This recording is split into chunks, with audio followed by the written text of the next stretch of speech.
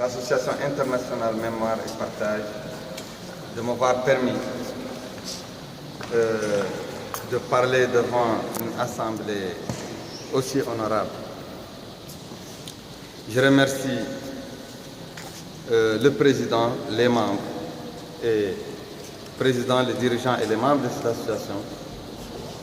Je remercie les élus ici présents, les missions consulaires, les représentants des partis politiques et aussi les représentants des ONG, dont ma collègue Sylvie Audy, ici présente.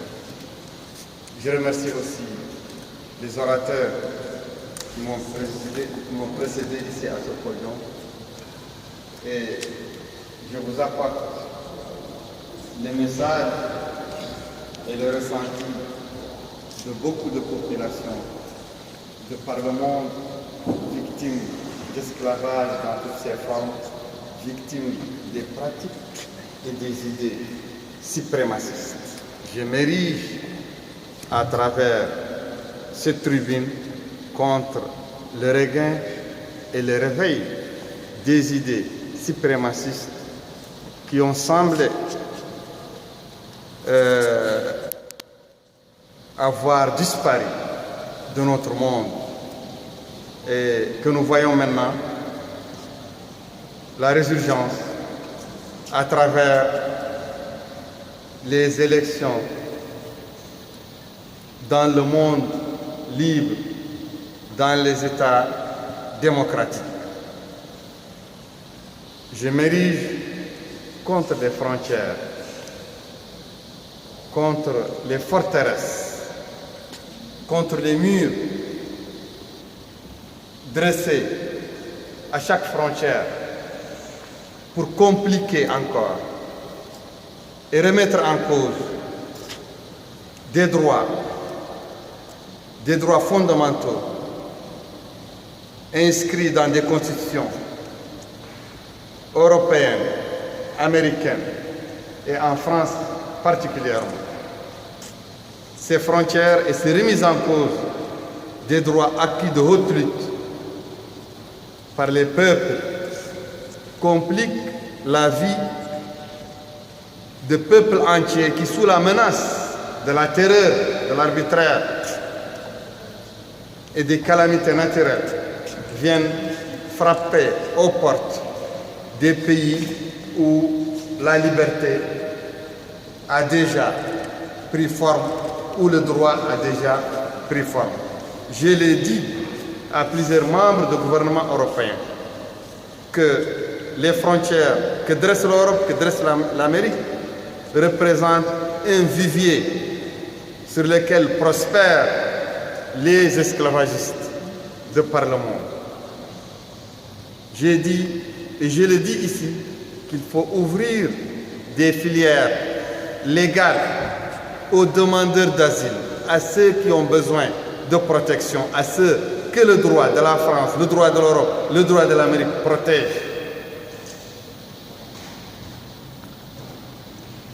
Je ne peux aussi que vous transmettre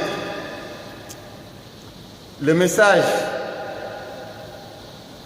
de population dans le Sahel-Sahara, de population noire, de la diaspora noire, dans tout le monde arabo-musulman.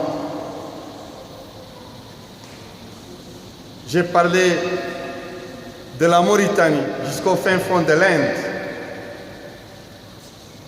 Au sein de ces sociétés, au sein de ces pays, la perception de l'homme noir n'a pas encore été revisitée, n'a pas encore été remise en cause depuis la nuit des temps. Le noir est perçu comme esclave, comme synonyme d'esclave. Chez moi, nous nous battons quotidiennement pour libérer des personnes qui sont nées propriété d'autres personnes. Des personnes nées esclaves, des objets, meubles, sur lesquels s'exercent les attributs de la propriété des biens meubles et immeubles que vous connaissez ici chez vous. Des hommes, des femmes, des enfants qui n'ont pas le droit à l'éducation. qui n'ont pas le droit au mariage, qui travaillent sans repos, sans salaire, sans soins, qui sont susceptibles d'être gagés, d'être vendus, d'être cédés, d'être loués, qui subissent des châtiments corporels. Les femmes esclaves représentent pour leur maître un objet de désir sexuel, malléable et corvéable à merci. Les hommes et les femmes esclaves n'ont aucune autorité sur leurs enfants, aucune tutelle sur leurs enfants. Les enfants héritent le statut d'esclave automatiquement à travers la mère. L'enfant esclave est propriété du maître, de la mère. Un code noir, un code négrier cohabite toujours avec les lois modernes en Mauritanie, cohabite toujours avec le droit international que la Mauritanie a souverainement ratifié, avec la Déclaration universelle des droits de l'homme. Ce code noir autorise les pratiques esclavagistes, la vente des esclaves, le viol des femmes esclaves, la mise en péril de la scolarisation des enfants esclaves. C'est un code que nous avons de manière volontaire et publique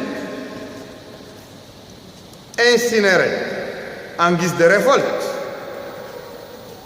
le 27 avril 2012, ce qui nous a valu l'emprisonnement, le lynchage médiatique et l'accusation d'apostasie et la réclamation par le ministère public de chez nous de la peine de mort. Je vous informe que ce code noir est toujours en vigueur en Mauritanie.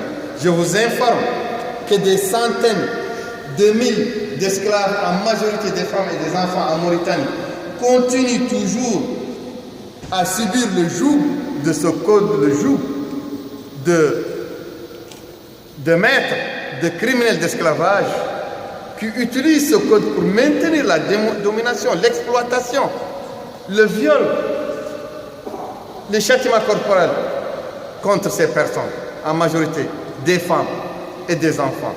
Je vous informe que les organisations, notre organisation Ira-Mauritanie qui lutte par des voies pacifiques et légales, s'adossant à la légalité internationale et à la légalité nationale, sont persécutées, interdites, parce qu'ils s'érigent contre ce système, contre ce cancer social qui, en Mauritanie, représente un mode de vie pour une catégorie bien déterminée de la population mauritanienne, pour les groupes dominants mauritaniens.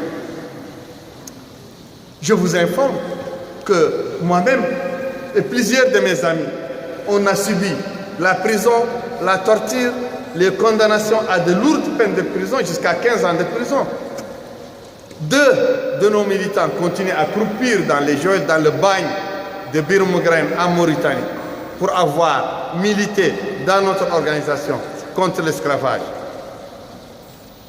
Je vous informe que notre gouvernement, avec ses ministres, ses diplomates, ses députés, qui ont chez eux, dans leur maison, des esclaves, qui pratiquent l'esclavage, qui exploitent des esclaves, qui s'adossent sur un code qui autorise l'esclavage, un code qui stipule l'inégalité entre races humaines, un code qui stipule que la race noire est destinée à l'esclavage. Ces ministres, ces cadres civils et militaires, ces députés sont accueillis à l'Élysée, sont accueillis à Bruxelles, au siège de l'Union européenne, sont accueillis partout en Europe par vos représentants, par vos élus, par vos dirigeants, et avec lesquels ils gardent des relations de coopération dans lesquelles l'argent du contribuable européen, des contribuables européens que vous êtes, alimente cette gouvernance esclavagiste, cette gouvernance suprémaciste, cette gouvernance raciste. Je vous invite donc à méditer la situation dans laquelle vivent des personnes en ce siècle et en ce temps, une situation qui est davantage compliquée, qui est davantage légitimée par les pratiques de vos gouvernements. Je vous remercie.